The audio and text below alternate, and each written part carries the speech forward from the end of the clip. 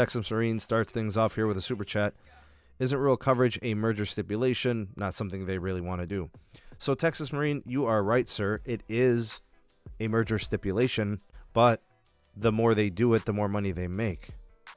So they're obviously incentivized. You know, they want to generate as much revenue as possible. It's a market they haven't really tapped into. So I think that's where my angle is, you know, they're motivated in more than one way, you know, is kind of where I'm looking at it. Whether it's just revenue or merger stipulations. And if you think about it, if the money motivates you, so be it. Provide coverage to people that could use it. Thanks for that super chat, by the way. Kamikaze Kid also followed up with a super chat. Thanks for all the work that you do on this channel to keep us informed in the cellular tech world. Thanks, man. I appreciate that support. Okay, so the story is from Monica Alvin, September 22nd. This was a couple of days ago. She dropped the story. She titled it, T-Mobile Gains Credibility in Smaller Markets as the 5G Company. So this all stems from, I think it was Wednesday, maybe Tuesday, and it actually may have started Monday. But the CEOs were speaking. So that's CEO of T-Mobile, Mike Sievert, and then you also have John Stankey from AT&T, and then Hans Vestberg from Verizon. So over the course of the last few days, they were at this conference. He offered some commentary. He said that his company is really focused on rural areas. Not because that's where it's promised to build out 5G, but because it's the size of the prize. So what he's basically saying here is that the return and the potential gains for T-Mobile as a company, they stand to profit in a big way. It's worth the investment. And it's worth the focus and the dedication of getting, you know, all of the business assets in these segments of the country. It's a segment that they haven't really propelled in. It's a segment that I don't want to say they've overlooked, but they haven't gotten a chance to get there. It almost feels like their inability to gain rural customers kind of shows that they haven't been able to penetrate a really critical part of the country. Their existence as a company, going all the way back decades ago, right? So we're talking over the last 20 years. They haven't really had that real presence. And now as a new, larger company, and you kind of sort of have to look at T-Mobile as a new company. New CEO, new vision, new goals, new aspirations. They're no longer just trying to be, you know, they're not just trying to partake. They're trying to take over, right? So they've got Sprint assets in the form of tower sites, and they've got all this spectrum. And, I mean, they've got a ton of it, and they're advertising like crazy. Now it's time for them to get serious with rural America. Again, it's a segment that has been untapped for them mostly, and they could stand to benefit quite a bit. And, you know, like when you think about what Texas Marine was saying earlier in the live chat, he alluded to it. You know, a merger stipulation, but something they really want to do. And I think it's both. I mean, I think even without the stipulation, they were going to enter the segment. It wouldn't make sense not to, because customers are looking for more options. And maybe they're paying a lot of money with Verizon, and maybe they're paying a lot of money for AT&T, and maybe those options aren't even that great as it is. Maybe they want Netflix on us. Maybe they want HBO Max. Maybe Verizon doesn't do it for them anymore. Maybe they're sick of the Band 13 only sites. I don't know.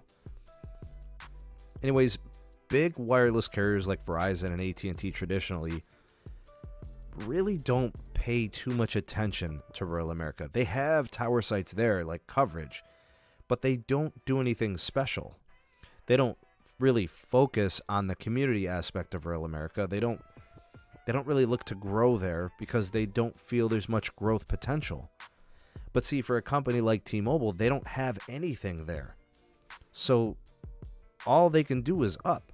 That's all. That's the only way to go. They can't go down. They can't lose market share because they never really had it. So I think that's kind of how they're looking at it. You can go into this unattractive segment where it's like you got this huge geographical space and it's not very densely populated, so you may feel like, oh, well, the return of investment just really isn't there. So Verizon and AT&T kind of neglect it. Well, then why don't you position yourself to just go in and make it a complete, just like a coup? Go in there and take all those customers. Why not?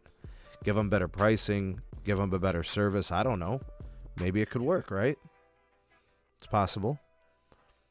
It's all financially analyzed by the carriers, if it's worth it or not for them to go into these places and invest. But T-Mobile did make a lot of promises to get the merger with Sprint approved, and one of them was to cover rural areas with coverage. And once you've got the coverage, you can also build the stores, because the stores can sell your services and they can sell devices. And I'm not saying you got to build a 10,000 square foot T-Mobile store, but hey, build the stores, put some sales reps in there, serve the customers, give them some customer care, have the devices there, do the activations, sell the postpaid, sell the prepaid, sell the home internet. That would be a great idea. So it is mandated. It is finable. It is built into the T-Mobile and Sprint merger concessions, the agreements, the terms that they do have to build in rural America. But I just feel like it makes sense. They don't have market share. They don't have presence. This would be their opportunity.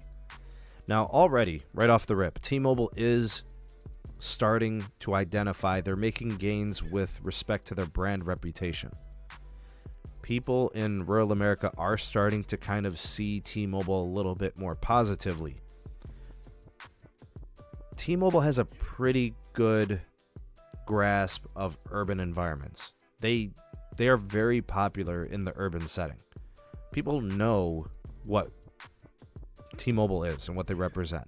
They were the original unlimited carrier. They are the original, Netflix on us promotional perks and stuff. The John Leisure company, long hair, pink, all that. Urban America knows that. But like rural and suburban, maybe not as much. So there is an opportunity there. The home internet, I think, is likely going to receive a huge spark if and when we start to see these sites getting built out more and we start to see tower builds in these rural parts and then stores being built. I don't care what it takes. If you are trying to sell T-Mobile home internet in rural America, you need to get that sucker in the store to show people what they can use and what they can do with this. Now, I don't know if the Nokia trash can is the answer. I don't think it is. I think some new hardware that's better performer, better at heat management, better antennas, and maybe a little bit more customizable for people in rural America, for external antennas and other things. I'm just saying there's huge upside for the T-Mobile home internet because people in these places typically have DSL. They're typically looking at satellite internet options like HughesNet and Viasat and crap like that. Legacy cable maybe, which is really, really old, could be rotted, bad drops. They're not fixing the hardware. They're not upgrading, all that infrastructure. And when you think about it, more carriers are going into the segment over the next few years. Like Verizon is going to really start taking fixed wireless access seriously. They gave us that indication this week. Starlink is going to be a big player. There are localized and regional wireless ISPs that are coming. Small startups that are going to get on the federal money. Those federal dollars that are going for this EBB program, these companies are going to be building out smaller networks and using unlicensed spectrum like CBRS. And they're going to offer like 50 plus megabits per second for like $18 per month. So T-Mobile is about to get some heavy competition. They should want to expedite getting this service out as much as possible. Getting people on their service, they start to like it, they're less likely to leave. If you're going to enter a market that already has like 3 fixed wireless options, it makes it that much harder to gain traction. So the sooner they do this, the better. So in my opinion, Texas Marine, I think they're very motivated to get things going in rural America.